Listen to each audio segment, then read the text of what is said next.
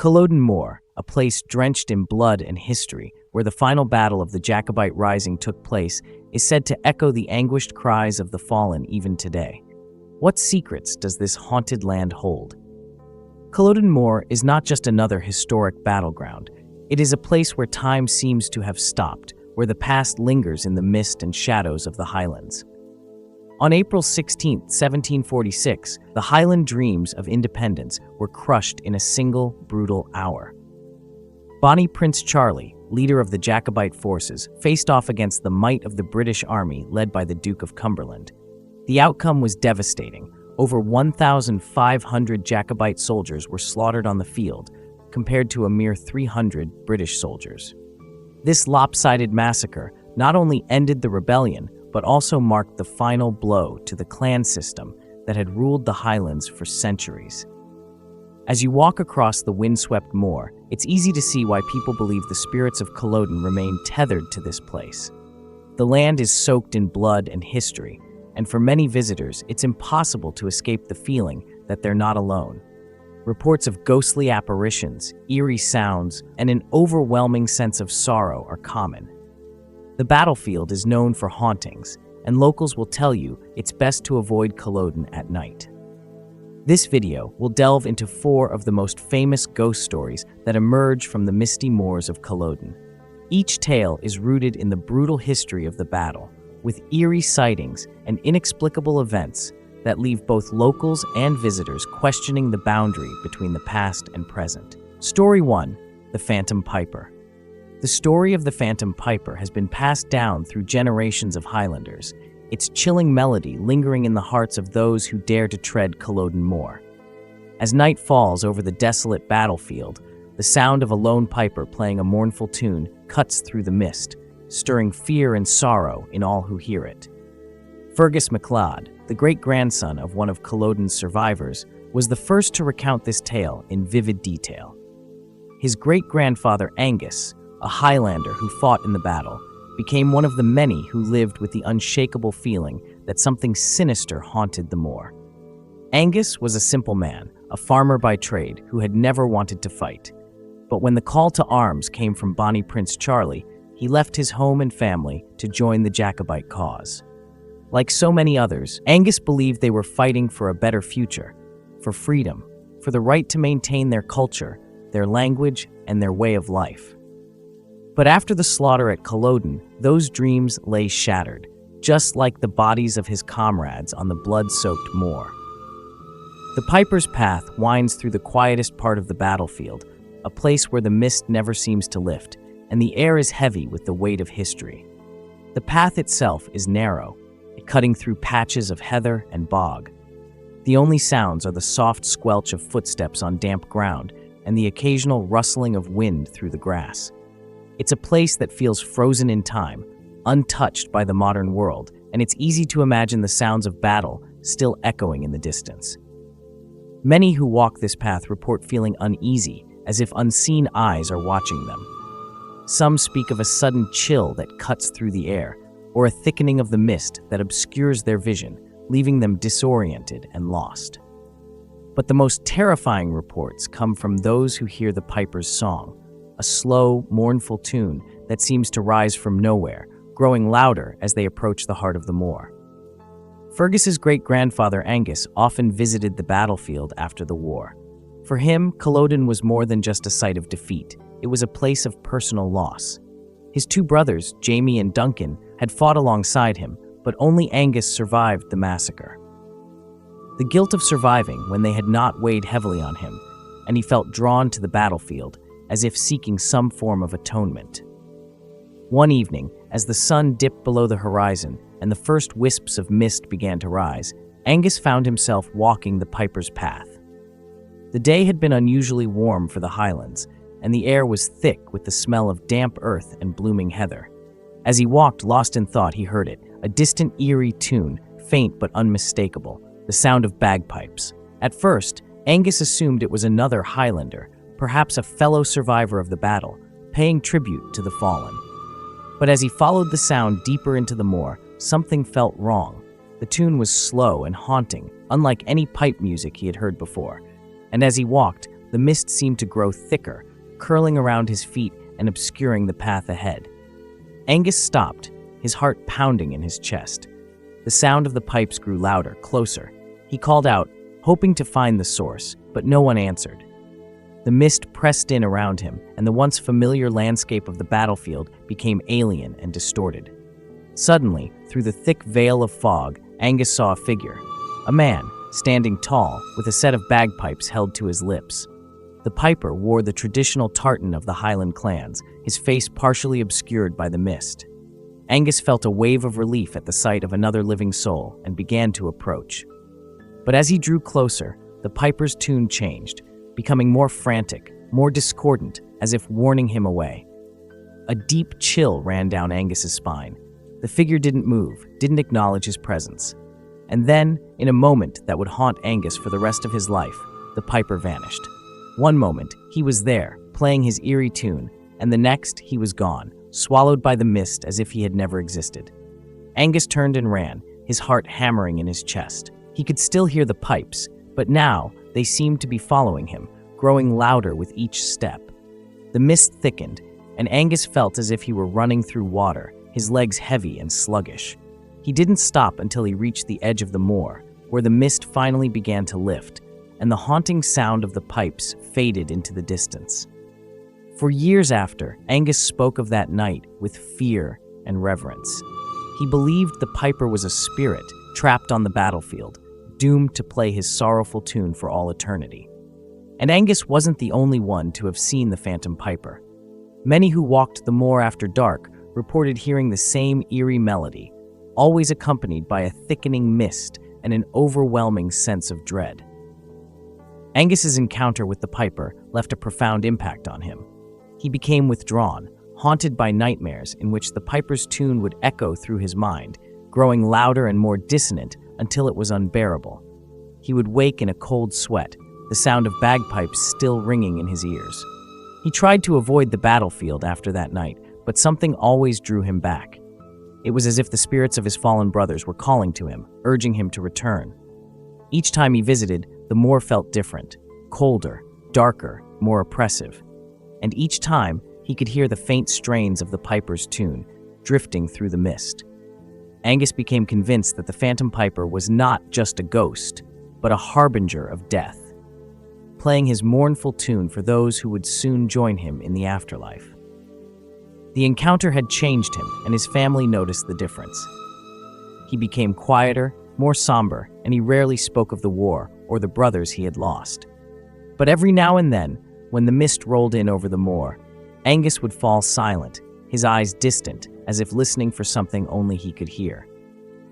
The phantom piper has become one of the most enduring legends of Culloden, a symbol of the Highlanders' unfulfilled dreams and the loss of a way of life that would never be reclaimed. For those who hear his mournful tune, it is a reminder of the sacrifices made on that blood-soaked battlefield and the spirits of the fallen who remain trapped in the mist, unable to move on. Story 2. The Headless Horseman. The legend of the Headless Horseman of Culloden Moor is one of the most terrifying stories to emerge from the battlefield, often whispered among locals and recounted by those brave enough to visit the site. This haunting tale, shared by a local historian named William Fraser in 1890, tells of a British cavalry officer who met a gruesome end during the battle, decapitated in a swift, brutal encounter with a Highland warrior. Ever since, his restless spirit has been seen galloping across the moor, searching for his severed head. William Fraser's account has passed down through generations, but Fraser himself confessed that after uncovering this tale, he too began experiencing ghostly phenomena that made him question whether the horseman's spirit had been disturbed by his research. It is said that those who speak too much of the Headless Horseman risk attracting his wrath. The sightings of the Headless Horseman are most often reported near Leonock Cottage, one of the few remaining structures from the time of the battle. The cottage stands alone on the moor, its walls weathered and worn, a silent witness to the carnage that unfolded there centuries ago. The area around the cottage is eerily still, with little sign of life. The moor stretches out in every direction, a bleak, desolate landscape that seems frozen in time. Visitors to Leonock Cottage often describe a heavy, oppressive atmosphere, as if the land itself carries the weight of the lives lost there. The wind howls through the broken windows, and at night, when the mist rolls in, the battlefield takes on an otherworldly quality. It is here, near the cottage, that the headless horseman is most often seen. His spectral figure galloping silently across the field, his sword raised high, as if still leading a charge against an invisible enemy. The story of the Headless Horseman dates back to the day of the battle itself. According to Fraser, the officer in question was a young, ambitious man named Captain Henry Winthrop.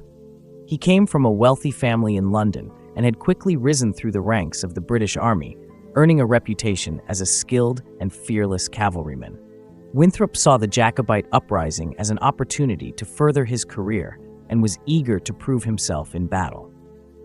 On the morning of April 16, 1746, Winthrop led a cavalry charge against the Jacobite forces, his sword flashing in the early morning light as he urged his horse forward. The British Army had the advantage: better weapons, better training, and superior numbers, and Winthrop was confident that the Highlanders would be crushed within the hour. As he rode into battle, he could see the Jacobite lines beginning to falter, their soldiers retreating in the face of the overwhelming force of the British cavalry. But Winthrop's confidence would prove to be his undoing. In the chaos of battle, he became separated from his men and found himself surrounded by a group of Highlanders, their eyes burning with the fury of desperation. They had nothing left to lose, and their blades flashed in the dim light as they closed in on him. Winthrop fought valiantly, his sword cutting through the air as he tried to defend himself, but it was no use. One of the Highlanders, a massive man with wild, untamed hair and a look of pure rage in his eyes, swung his claymore in a wide arc. The blade struck Winthrop with brutal force, severing his head from his body in a single blow. As Winthrop's body slumped forward, his horse bolted, carrying his headless corpse across the battlefield. Witnesses later claimed that the horse continued to ride long after the battle had ended, its rider's decapitated body still clinging to the saddle, the sword still held tightly in his hand. The head, they said, was never found. For years after the battle, locals reported seeing a headless rider galloping across the moor, particularly on nights when the mist was thick and the air was still. The sound of hooves pounding against the earth would echo through the darkness, but when people looked for the source, they would see only the ghostly figure of a horseman, his body swaying in the saddle, his head nowhere to be seen. One of the earliest recorded sightings of the Headless Horseman came from a local farmer named Alastair MacDonald. Alastair had grown up hearing stories of the battle and the ghosts that were said to haunt the moor, but he had never believed in such things until one night in the summer of 1751. Alastair had been out late tending to his sheep, and as he made his way back home, he decided to take a shortcut across the battlefield. The night was unusually calm, with a thick blanket of mist covering the ground, and the air was heavy with the smell of damp earth. As Alastair walked, he heard the distant sound of hooves, the rhythmic pounding growing louder with each passing moment. At first, he thought it must be one of the British soldiers patrolling the area, but as the sound grew closer, he realized something was wrong. The horse's movements were too erratic, too frantic, and the sound seemed to be coming from all around him, echoing off the hills and through the mist. Alastair stopped in his tracks, his heart racing in his chest, as a figure appeared out of the fog. It was a rider, dressed in the uniform of a British cavalry officer, his sword held high as he urged his horse forward. But as the figure drew closer, Alastair's blood turned to ice. The rider had no head. The horse galloped past him, the rider's decapitated body swaying in the saddle, and Alastair stood frozen in place, unable to move as the spectral figure disappeared into the mist. The sound of hooves continued to echo long after the rider was gone, and when Alastair finally found the strength to move, he ran all the way home, his heart pounding in his chest. Alastair told his story to anyone who would listen, but many dismissed it as the product of an overactive imagination. But Alastair knew what he had seen, and he was not the only one. Over the years, more and more people began reporting sightings of the Headless Horseman, always near Leonock Cottage, always on nights when the mist was thickest. When William Fraser, a local historian and scholar, first heard the story of the Headless Horseman, he was intrigued but skeptical.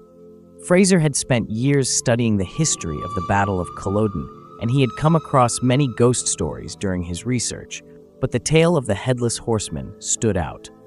Unlike other ghostly apparitions, which were often fleeting and easily dismissed, the Headless Horseman had been seen by numerous witnesses over the years, and the accounts were remarkably consistent. Fraser decided to investigate the legend further. He visited Leonac Cottage, where many of the sightings had taken place, and spent hours combing through old records and documents, trying to piece together the story of Captain Henry Winthrop and his untimely demise. The more he learned, the more he began to believe that there might be some truth to the legend. But it wasn't until Fraser had his own encounter with the Headless Horseman that he became a true believer. One cold, foggy night in late October, Fraser decided to visit the battlefield once more, hoping to experience the phenomenon for himself.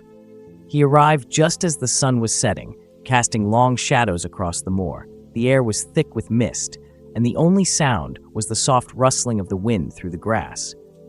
Fraser walked the battlefield, his heart pounding in his chest, his breath coming in short, shallow gasps.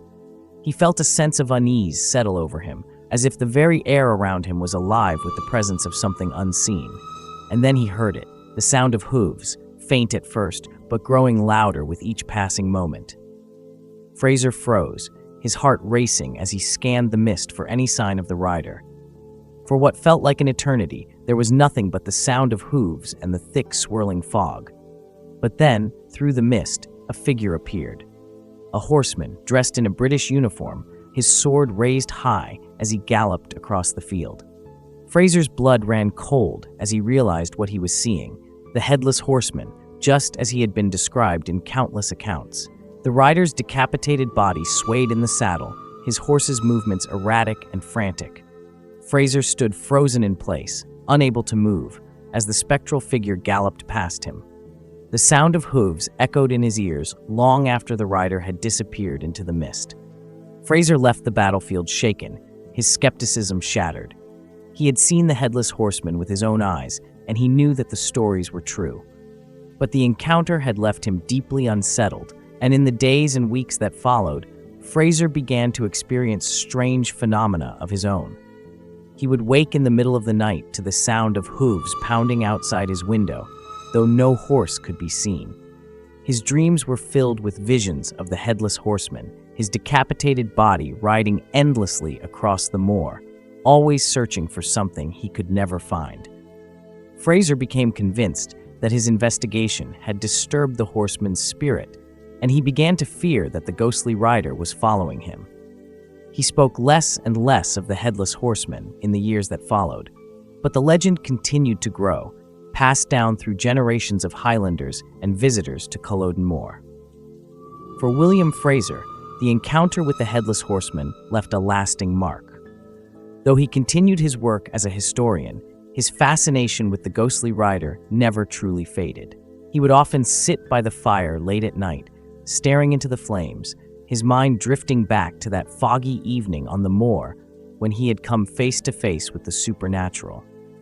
The Headless Horseman remained a mystery, his ghostly figure a reminder of the brutality of war and the lives that were violently cut short on that blood-soaked battlefield.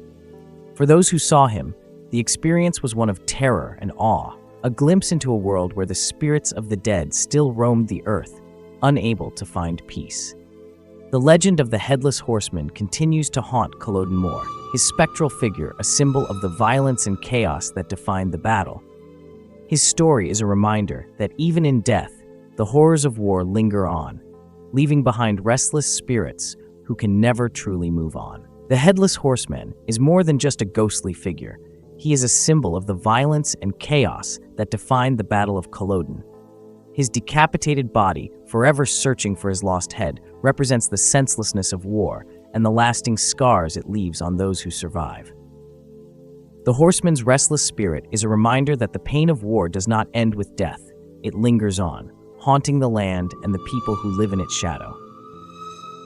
For the people of the Highlands, The Headless Horseman is a cautionary tale, a warning that the ghosts of the past are never truly gone. His story is told around firesides and passed down through generations, a reminder of the sacrifices made on that fateful day and the spirits that still roam the battlefield, searching for the peace that eludes them. Story 3. The Weeping Widow. The Moor of Culloden is a place where history and grief intertwine. The sorrow of those who lost their loved ones in the battle still seems to hang in the air, and nowhere is this more evident than in the story of the Weeping Widow. This tale, passed down through generations, tells of a woman seen wandering the battlefield, her face streaked with tears as she searches endlessly for her lost husband. Her cries, they say, can be heard in the dead of night, echoing across the desolate land. Morag MacLeod, a local woman who lived near Culloden Moor, was the first to share this heartbreaking story. Passed down through her family for generations, the tale of the Weeping Widow is not just a ghost story, but a reflection of the deep sorrow that still lingers in the Highlands. Morag's great-grandmother, Agnes, was said to have encountered the ghostly figure of the widow on multiple occasions, and her experiences became a part of the family's oral history, shared around the hearth on cold winter nights. The Well of the Dead, where the most intense fighting took place, is where many sightings of the Weeping Widow occur. This small, unassuming well is nestled in the middle of the battlefield, surrounded by the graves of fallen soldiers.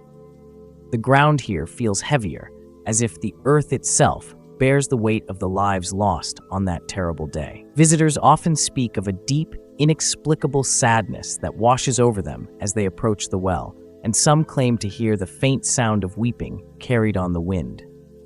The Well of the Dead has long been a place of reflection and mourning, a place where the sorrow of the past feels tangible. The wind seems to carry the voices of the dead, and the mist that frequently covers the battlefield adds to the eerie atmosphere. It is here, near this sacred spot, that the Weeping Widow is often seen, her tattered garments fluttering in the breeze, her anguished cries piercing the silence of the moor. Morag's great-grandmother, Agnes MacLeod, was a young woman during the time of the battle. Like many families in the Highlands, the MacLeods had sent their men to fight for the Jacobite cause, and Agnes's husband, Donald, was one of them. Donald had been a kind and gentle man, well loved by the community, and Agnes had adored him from the moment they met. When he left to join Bonnie Prince Charlie's forces, Agnes had kissed him goodbye, promising to wait for his return, but Donald never came home. The day the news reached Agnes that the battle had been lost and that most of the Highlanders had perished, her world crumbled. The grief was overwhelming, a crushing weight that pressed down on her chest, making it difficult to breathe. For days, she wandered the village in a daze, unable to comprehend the enormity of her loss. The other women in the village tried to comfort her, but their words fell on deaf ears. Agnes felt as if a part of her soul had been ripped away, and she didn't know how to go on without Donald. Unable to bear the thought of never seeing her husband again, Agnes began making daily trips to the battlefield, hoping against hope that she might find some trace of him. She knew it was unlikely. Most of the bodies had been buried in mass graves, and those who had survived had fled. But something deep inside her compelled her to return to the moor again and again. Each day, she would walk the length of the battlefield, her feet dragging through the muddy, blood-soaked earth, her heart heavy with sorrow. She would stop at the Well of the Dead, where so many Highlanders had fallen, and call out Donald's name, her voice barely more than a whisper. But the only response she ever received was the cold wind that swept across the moor, tugging at her cloak and sending shivers down her spine. For weeks, Agnes made this pilgrimage, and each time, the sense of despair grew stronger. The battlefield was eerily quiet, as if the land itself was mourning the lives lost in the battle. The air was thick with the smell of damp earth and decay, and the mist that often rolled in from the hills gave the place an otherworldly quality. It was easy to imagine that the spirits of the dead still roamed the moor, unable to rest, and Agnes began to feel that she was not alone in her grief. One evening, as the sun dipped below the horizon and the mist began to rise, Agnes found herself standing by the Well of the Dead once again. The air was cold, and the wind howled through the trees, sending a chill down her spine. As she stood there, calling out her husband's name, she heard something strange. A soft, keening wail carried on the wind. At first, she thought it was just the wind playing tricks on her, but the sound grew louder, more distinct. It was the sound of a woman crying. Agnes turned, her heart racing, and saw a figure standing in the distance, shrouded in mist. The figure was that of a woman, dressed in tattered garments, her face hidden beneath a hood. The woman stood motionless, her shoulders shaking with silent sobs, and Agnes felt a deep sense of recognition wash over her. For a moment, Agnes thought the woman might be another widow, like herself, who had come to the battlefield to mourn her lost husband. But as she took a step closer, the figure seemed to blur, becoming less solid, less real. The sobs grew louder, more desperate, and Agnes felt a chill run down her spine. This was no ordinary woman. This was a spirit, trapped in a cycle of endless grief, just as Agnes felt herself to be.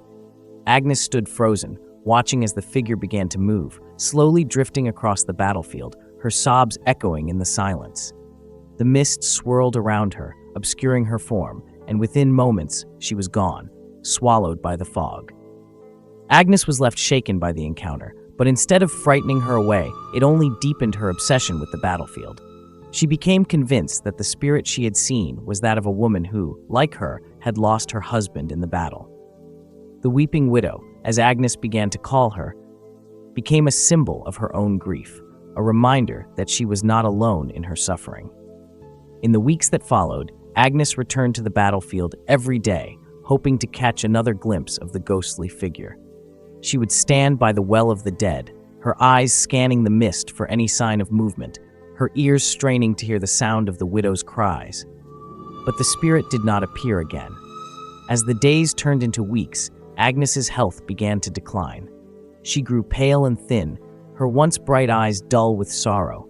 She stopped eating, stopped sleeping, and spent most of her time wandering the battlefield, searching for a husband she knew she would never find. The villagers began to whisper that she had been touched by madness, that the loss of her husband had driven her to the brink of insanity. But Agnes didn't care. The battlefield was the only place where she felt close to Donald, and she couldn't bear to stay away. As winter set in, the weather on the moor grew harsher, with freezing winds and thick snow that made it difficult to travel. But Agnes continued to make her daily pilgrimage to the battlefield, even as her body grew weaker and more frail. She became a familiar sight to the other villagers, who would watch her from their windows as she trudged through the snow, her cloak wrapped tightly around her thin frame. One bitterly cold evening, as Agnes stood once again by the well of the dead, she heard the sound of weeping once more. This time, it was closer, more insistent, and she turned to see the figure of the widow standing just a few feet away. The woman's face was hidden beneath her hood, but Agnes could see the tears streaming down her cheeks, her body shaking with silent sobs. Agnes stepped forward, her heart pounding in her chest. She wanted to comfort the widow, to tell her that she was not alone, that they were both bound by the same unbearable grief.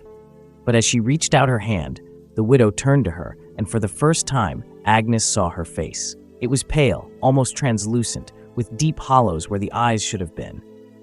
The widow's mouth hung open in a silent scream, her expression twisted with pain and sorrow. Agnes recoiled in horror, but before she could move, the widow let out a piercing wail that echoed across the moor, sending a shiver of terror down Agnes's spine. The figure began to move toward her, its tattered garments billowing in the wind, and Agnes turned and fled, her heart racing as she stumbled through the snow. She didn't stop running until she reached the safety of her village, her breath coming in short, panicked gasps. The image of the widow's face, twisted with grief and horror, haunted her for days afterward, and Agnes knew she could never return to the battlefield again. Agnes never spoke of her final encounter with the weeping widow, but the experience left a lasting mark on her. She withdrew even further from the world, spending most of her days in silence, her mind consumed by the sorrow that had overtaken her. She passed away just a few months later, her heart finally giving out under the weight of her grief. Morag, Agnes's granddaughter, grew up hearing stories of her great-grandmother's encounters with the weeping widow, and these tales became a part of the family's oral history. The MacLeods believed that the spirit of the widow was still out there, wandering the battlefield in search of her lost husband, just as Agnes had once searched for Donald. For them, the weeping widow was not just a ghost, but a symbol of the enduring grief that had been passed down through generations of Highlanders. The legend of the weeping widow did not end with Agnes's death.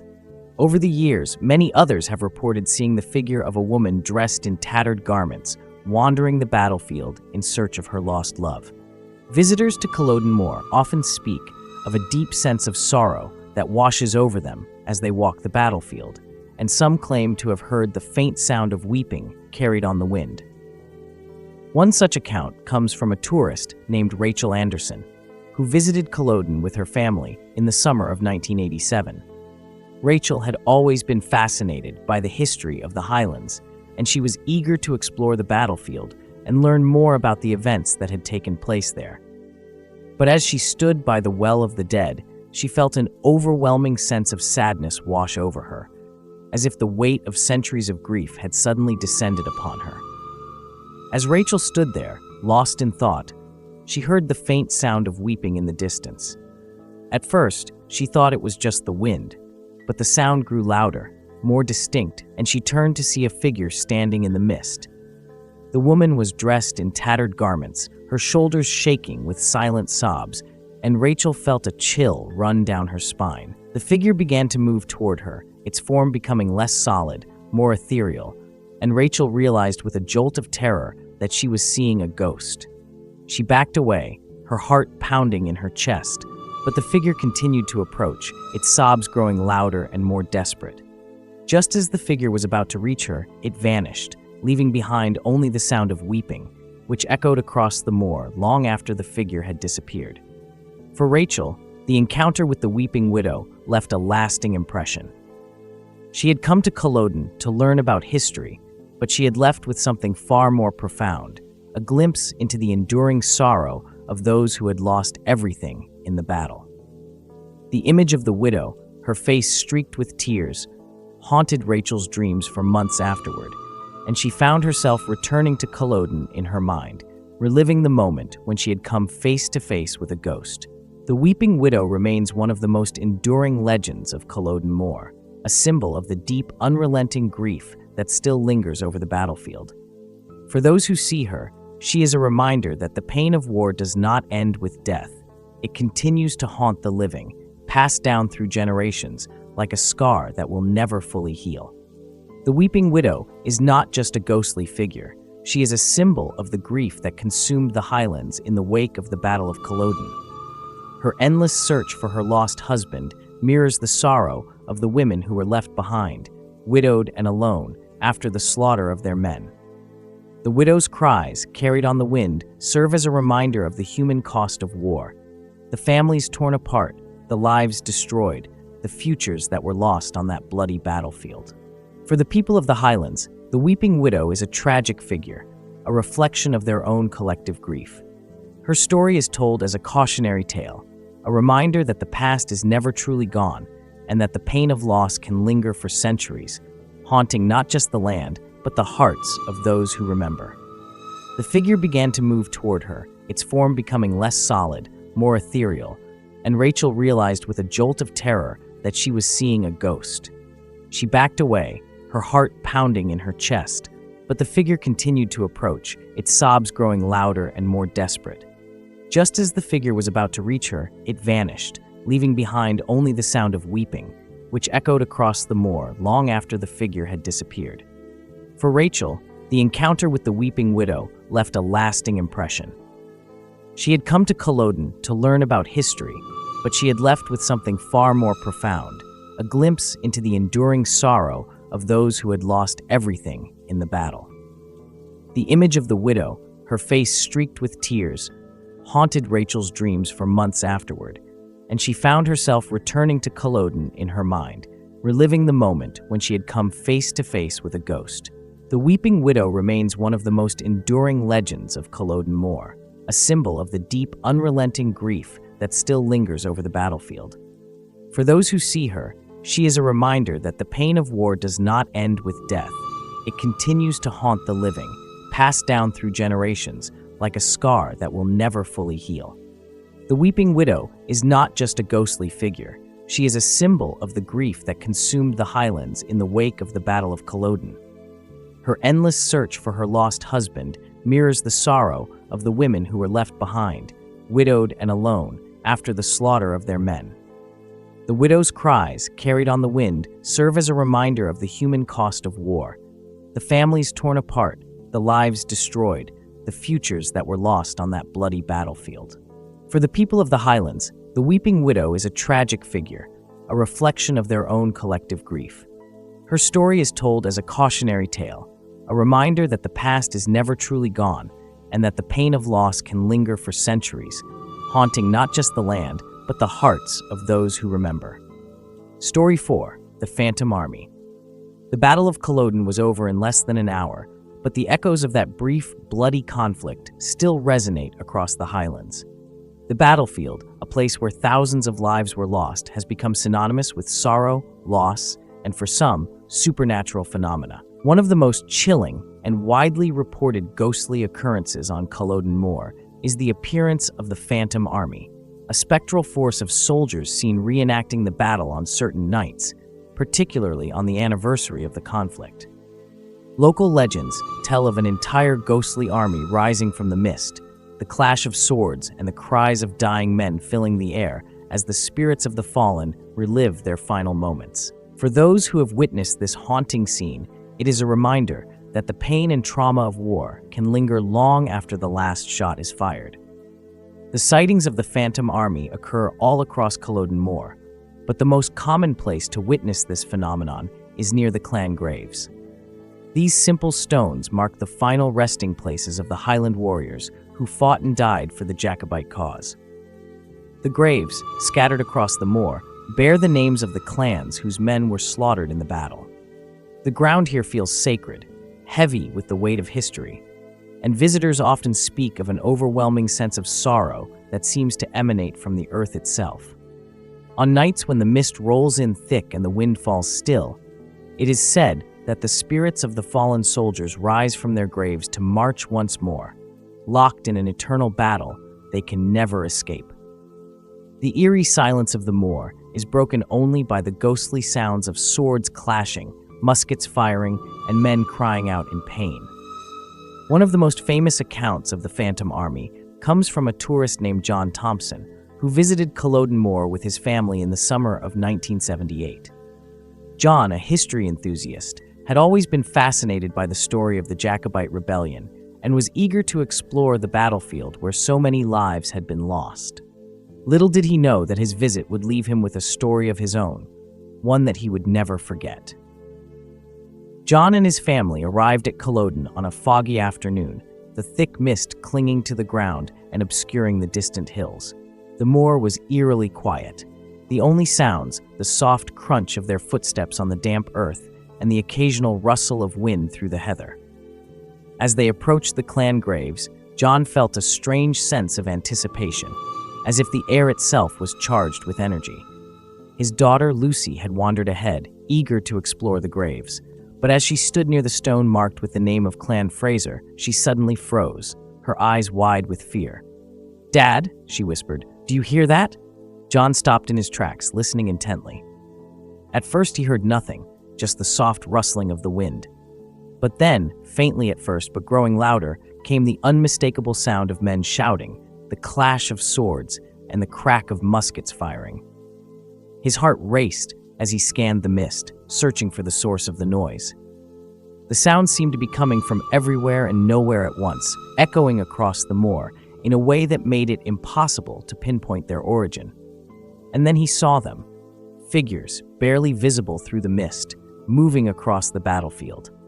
There were dozens of them, dressed in the tattered uniforms of the Jacobite and British armies, their ghostly forms flickering in and out of view as they marched across the moor. The soldiers appeared to be locked in battle, their swords clashing, their muskets firing, but there was no sound of gunfire, only the eerie silence of the moor, broken by the distant cries of men in pain. John's breath caught in his throat as he watched the spectral soldiers reenact the battle, their faces pale and hollow, their movements slow and deliberate, as if trapped in some nightmarish loop. He could see the fear and desperation etched on their faces, and for a moment, he felt as if he were standing in the midst of the battle, watching the Highlanders charge the British lines, only to be cut down by musket fire. The scene lasted only a few moments, but for John, it felt like an eternity. He stood frozen in place, unable to move or speak, as the ghostly figures continued their silent march across the moor. And then, just as suddenly as they had appeared, the figures vanished, leaving behind only the thick mist and the eerie silence of the battlefield. For John, the experience was deeply unsettling. He had come to Culloden to learn about history, but what he had witnessed was something far more profound. The Phantom Army was not just a ghost story. It was a reminder of the deep pain and trauma that still lingered over the battlefield. The soldiers he had seen were not simply reenacting the battle. They were reliving their final moments, trapped in an endless cycle of violence and death. In the days and weeks that followed, John found himself haunted by the memory of the Phantom Army. He couldn't shake the image of the ghostly soldiers, their faces twisted with fear and pain, their bodies locked in a futile struggle against an enemy they could never defeat. It was as if the spirits of the fallen were calling out to him, begging to be remembered, their stories never fully told. John's experience left a lasting impression on him, and he would later recount the story to friends and family, always with a sense of reverence and awe. For him, the Phantom Army was a symbol of the human cost of war, the lives cut short, the dreams shattered, the futures lost. And while he couldn't explain what he had seen, he knew that the spirits of Culloden were still there, waiting for peace that would never come. Over the years, many others have reported witnessing the Phantom Army, particularly on the anniversary of the battle. These sightings often follow a similar pattern: thick mist, an overwhelming sense of dread, and the distant sounds of battle. Some witnesses have claimed to see the soldiers in vivid detail, while others speak of shadowy figures moving through the fog, their forms barely discernible against the gray landscape. One such account comes from a group of reenactors who visited Culloden on the 250th anniversary of the battle. Dressed in period costumes, they had come to pay their respects to the fallen and to honor the memory of the Highlanders who had fought for their freedom. But what began as a solemn tribute soon turned into a chilling encounter with the supernatural. As the reenactors marched across the battlefield, they heard the distant sound of drums, the rhythmic beat growing louder with each step. At first, they assumed it was one of their own playing a trick on them, but as the sound grew closer, they realized that the drums were coming from somewhere deep within the mist. The air grew colder, and a sense of unease settled over the group as they scanned the moor for any sign of movement. And then, through the fog, they saw them. Ghostly figures marching in formation, their uniforms tattered and blood-stained, their faces pale and expressionless. The soldiers moved in perfect unison, their muskets held high as they marched toward an unseen enemy.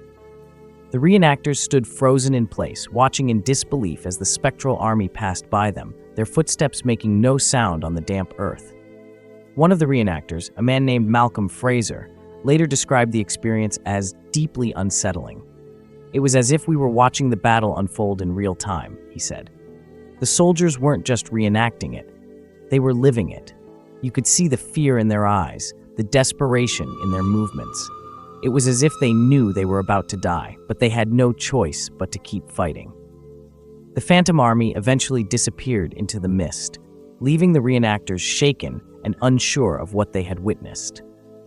For Malcolm and the others, the experience was a stark reminder that the spirits of Culloden were still there, reliving the horror of the battle over and over again. The Battle of Culloden was one of the most significant and devastating events in Scottish history. It marked the end of the Jacobite Uprising and the destruction of the Highland way of life. For the Highlanders who fought and died on the moor, the battle was not just a military defeat. It was the death of their culture, their language, and their way of life. In the years that followed, the British government sought to crush any remaining resistance among the Highland clans. The wearing of tartan was banned, the Gaelic language was suppressed, and the clan system was dismantled. The land was cleared, and many Highlanders were forced to emigrate, leaving behind their homes and their heritage. For those who visit Culloden today, the Phantom Army serves as a haunting reminder of the trauma that still lingers over the battlefield. The soldiers who fought and died there were not just warriors. They were fathers, sons, brothers, and husbands. Their deaths left a void in the Highlands that has never fully healed, and their spirits remain tied to the land, unable to move on. The sight of the Phantom Army, with its ghostly soldiers marching in silent formation, is a reflection of the deep emotional scars left by the battle. The soldiers are not just reenacting the battle, they are trapped in it, reliving the terror and pain of their final moments. For those who witness the phenomenon, it is a powerful reminder that the past is never truly gone, and that the ghosts of history continue to haunt the present. For many who witness the Phantom Army, the experience is more than just a ghost story. It is a deeply emotional and often unsettling encounter with the past. The sight of the ghostly soldiers, locked in an endless cycle of violence and death, serves as a stark reminder of the human cost of war. The soldiers are not just spirits, they are the embodiment of the grief and trauma that still lingers over the battlefield. One such witness, a woman named Claire McGregor, visited Culloden with her family in the early 1990s. Claire had always been fascinated by the history of the Jacobite Rebellion, but she had never believed in ghosts. That changed on the night she saw the Phantom Army. Claire and her family had stayed late at the battlefield, watching the sun set over the moor. As they made their way back to the car, Claire heard the distant sound of drums, followed by the faint cries of men. At first, she thought it was just her imagination, but as the sounds grew louder, she realized something was wrong. The air grew colder, and the mist thickened, obscuring the path ahead. And then, through the fog, she saw them.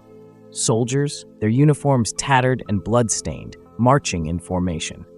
Claire's heart raced as she watched the ghostly figures move silently across the battlefield, their faces pale and expressionless.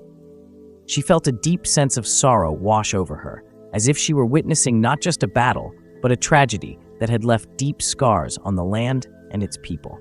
For Claire, the experience was transformative. She had come to Culloden to learn about history, but what she had witnessed was something far more profound. The Phantom Army was not just a ghostly phenomenon. It was a reminder of the pain and suffering that still lingered over the battlefield, the trauma of a conflict that had changed the course of Scottish history. For Claire, the sight of the Phantom Army left a lasting impression. She could never forget the ghostly figures, their faces pale and hollow, their bodies moving in perfect unison as they marched toward an enemy that no longer existed. The experience left her with a deep sense of sorrow and reverence for the lives lost at Culloden and a newfound understanding of the emotional weight of the battle. The Phantom Army remains one of the most enduring and chilling legends of Culloden Moor. For those who witnessed the phenomenon, it is a powerful reminder that the ghosts of the past are never far away. The soldiers who fought and died at Culloden are not just historical figures. They are the spirits of men whose lives were cut short by violence, their stories left unfinished, their dreams unfulfilled. The Phantom Army is not just a ghost story. It is a reflection of the deep trauma and emotional scars left by the Battle of Culloden. The soldiers who fought and died on that battlefield were not just warriors. They were fathers, sons, and brothers, their lives intertwined with the fate of the Highlands. The sight of the Phantom Army, with its ghostly soldiers marching in silent formation, is a reminder that the pain of war does not end with death. It lingers on, haunting the land and the people who remember. For the people of the Highlands, the Phantom Army is a symbol of the deep emotional connection they have to the land and to the history of their ancestors. The battle may have ended centuries ago, but its effects are still felt today, and the spirits of Culloden remain tied to the moor, reliving their final moments in an endless cycle of violence and death.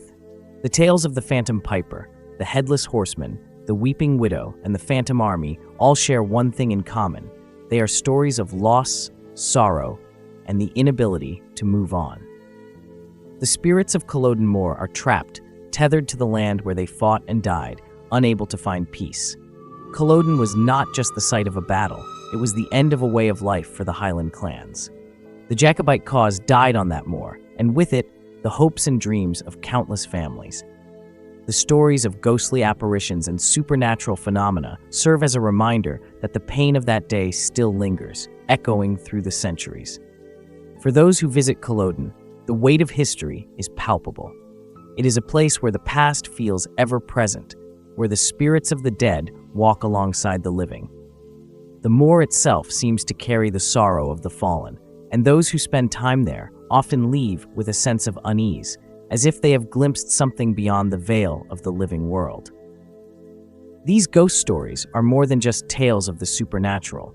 They are a reflection of the deep pain and loss that war leaves behind. The spirits of Culloden are not just restless because of the violence of their deaths, but because of the unresolved grief that permeates the land. They serve as a reminder of the human cost of war and the long-lasting scars it leaves on both the living and the dead.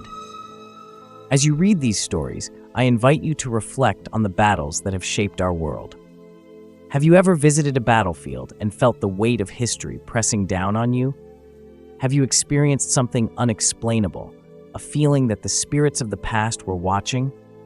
Share your story, and in doing so, keep the memory of those who have gone before us alive.